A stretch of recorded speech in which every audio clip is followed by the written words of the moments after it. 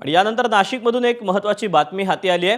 त्र्यंबकेश्वरचे बहुचर्चित दर्शन काळा बाजाराच्या प्रकरणी विश्वस्त पुरुषोत्तम कडलकचे 2 पुतणे देखील आता अटकेत आहेत। अभिषेक कडलक आणि ओम कडलक या दोघांना त्र्यंबकेश्वर पोलिसांनी काल रात्री अटक केली।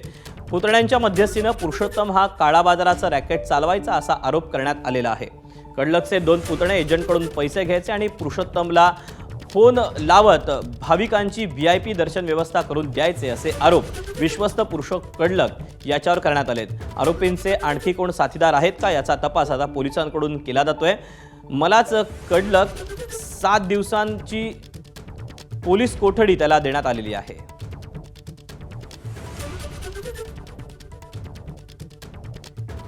अपडेट जाणून घेऊयात, शुभम बोडके आपल्यासोबत आहे। शुभम, काय अपडेट मिळत आहेत?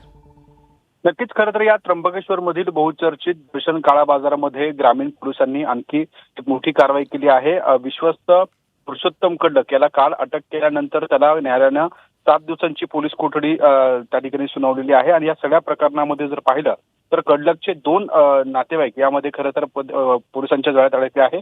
अभिषेक कडलक आणि ओम कडलक या दोघांना देखील काल रात्री ग्रामीण पोलिसांनी अटक केलेली आहे। आणि या सगळ्या संदर्भामध्ये ज्याप्रमाणे काही VIP दर्शन व्यवस्था करून देण्यासाठी काही पैसे त्या ठिकाणी घेतले जात होते, या संदर्भात आता ग्रामीण पोलिसांचा हा तपास सुरू आहे। आणि या सगळ्या प्रकरणामध्ये आणखी नाशिकच्या त्र्यंबकेश्वरमध्ये या दर्शन काळा बाजार प्रकरणामध्ये धक्कादायक खुलासे होण्याची देखील शक्यता ही वर्तवली जाते। दीपक, शुभम, धन्यवाद दिलेल्या माहितीबद्दल।